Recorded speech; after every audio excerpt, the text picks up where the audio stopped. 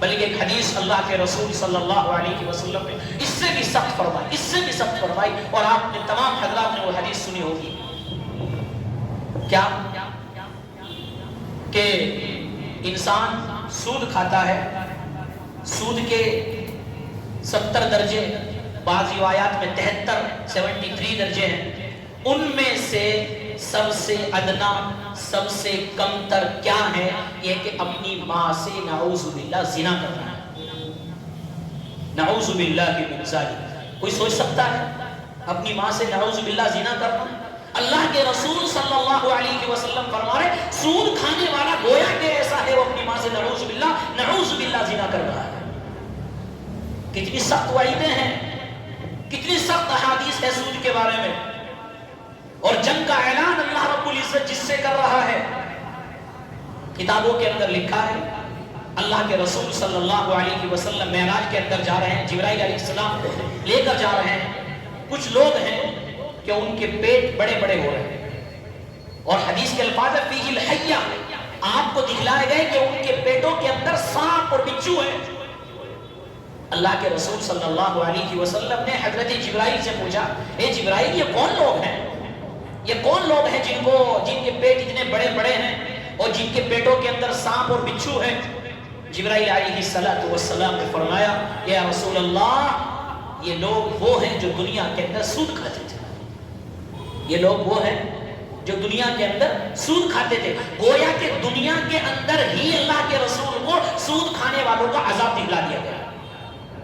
دنیا کے اندر ہی سود کھانے والوں کا عذاب اللہ کے رسول کو دکھلا دیا گیا. بلکہ ایک حدیث میں ہے اسی طرح آگے گئے جبرائیل علیہ السلام آگے لے کر گئے کہ دیکھا کہ کچھ لوگ ہیں خون کی نہر ہے اس میں کچھ لوگ غوطہ لگا رہے ہیں. وہ باہر نکلنے کی کوشش کرتے ہیں، ان کو پتھر مارا جاتا ہے، پتھر مار کر ان کو دوبارہ خون کے اندر اور نہر کے اندر ڈال دیا جاتا ہے. جبرائیل علیہ السلام سے پوچھتے ہیں اللہ کے رسول کہ اے جبرائیل یہ کون لوگ ہیں جو خون کی نہروں کے اندر مبتلا ہیں، باہر نکلنے کی کوشش کر رہے ہیں؟ فرشتے مارتے ہیں، پتھر مار کر سر پر پتھر مار کر ان کو پیچھے بھیج دیتے ہیں. ان کو یہ عذاب کیوں دیا جا رہا ہے؟ ان کو عذاب کے اندر کیوں مبتلا کیا جا رہا ہے؟ فرمایا گیا اے اللہ کے رسول یہ وہ لوگ ہیں جو لوگوں کو سود دیا کرتے تھے، سود لیا کرتے تھے، پیسے دے کر اس کے اوپر سے قرضہ سود کے طور پر لیا کرتے تھے. آج اللہ رب العزت نے سود کی وجہ سے ان کو یہ عذاب دیا ہے. آج سود کی وجہ سے یہ عذاب دیا ہے. کتنے احادیث میں یا کتابوں کے اندر کتنے واقعات ایسے لکھے ہوئے ہیں. سود کی وجہ سے ہم لوگ یہ سوچتے ہیں کہ ظاہری طور پر ہمارا مال بڑھ رہا ہے، لیکن نہیں، سود کی وجہ سے گھر کے گھر، خاندان کے خاندان برباد ہوتے ہوئے تاریخ میں لکھے. تاریخ میں وہ واقعات لکھے ہوئے ہیں کہ پورے کے پورے خاندان اجڑ گئے، پورے کے پورے خاندان ختم ہو گئے. جس وجہ سے زنا یا شراب یا حرام یا اس کی وجہ سے نہیں بلکہ سود اور حرام کاری کی وجہ سے.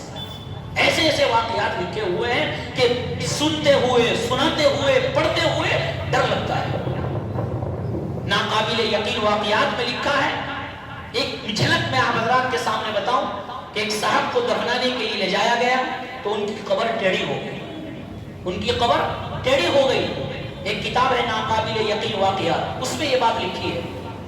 بار بار اس کو کوششیں کر رہے ہیں، مردے کو لٹا رہے ہیں، لیکن مردہ ٹیڑھی ہونے کی وجہ سے ادھر ہو جاتا ہے. لوگ پریشان ہو گئے، کیا مسئلہ ہے، سمجھ میں باہر ہے. خیر کیسے کر کے ان کو دفنا دیا گیا. پوچھا گیا ان کے گھر جا کر ان کا کون سا عمل ایسا تھا جو اللہ کو ناپسند آ گیا کہ دنیا کے اندر ہم دیکھ رہے ہیں کہ ان کی قبر کو ٹیڑھا کر دیا گیا. یعنی عذاب گویا کہ دنیا سے شروع ہو رہا ہے. کون سا ایسا گناہ تھا؟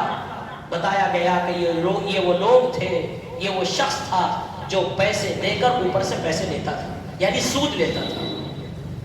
آج ہم لوگ یہ کہتے ہیں اللہ بڑا غفور الرحیم ہے، معاف کر دے. ٹھیک ہے اللہ رحمان ہے، رحیم ہے، ہمیں یقین ہے، ہمیں اس کی ذات پر یقین ہے، لیکن ہمیں یہ بھی سوچنا ہے کہ جہاں اللہ غفور ہے، جہاں اللہ رحمان ہے، جہاں اللہ رحیم ہے، وہاں اللہ رب العزت عذاب دینے والا بھی تو ہے. وہاں ان عذاب ربک لشدید والی آیت بھی تو ہے. بسم اللہ الرحمن الرحیم ہے تو ان عذاب ربک لشدید ہے، انہ هو الغفور الرحیم اگر ہے تو وہ عذاب دینے والا جنت اگر ہے تو جہنم بھی تو ہے، یہ ہمارے ذہنوں میں کیوں نہیں آتی؟ آج ہمارے معاشرے میں یہی چل رہا ہے، اور ہم یہ کہتے ہیں کہ جی جو اللہ کے رسول صلی اللہ علیہ وسلم کے دور میں سود تھا وہ آج کے دور میں سود نہیں۔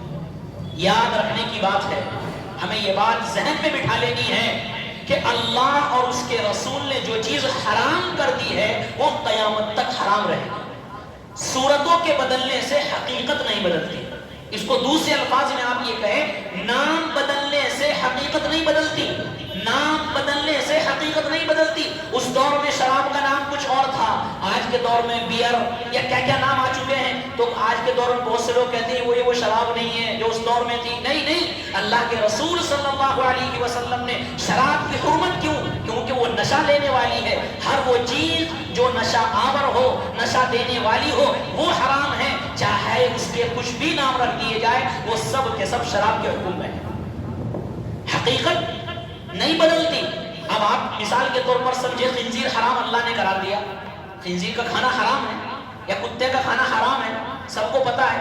اب اگر کوئی یہ کہے کہ خنزیر کا کھانا اس لیے حرام ہے کہ وہ گندگی میں رہتا ہے، گندگی کھاتا ہے، برے غلط چیزوں میں رہتا ہے، سڑی سڑی چیزیں کھاتا ہے اس لیے حرام ہے، اور یہ کہے کہ اب ہم اس کو پاک کر کر نہلا دھلا کر اب اس کو ہم پاکیزہ جگہ رکھیں گے،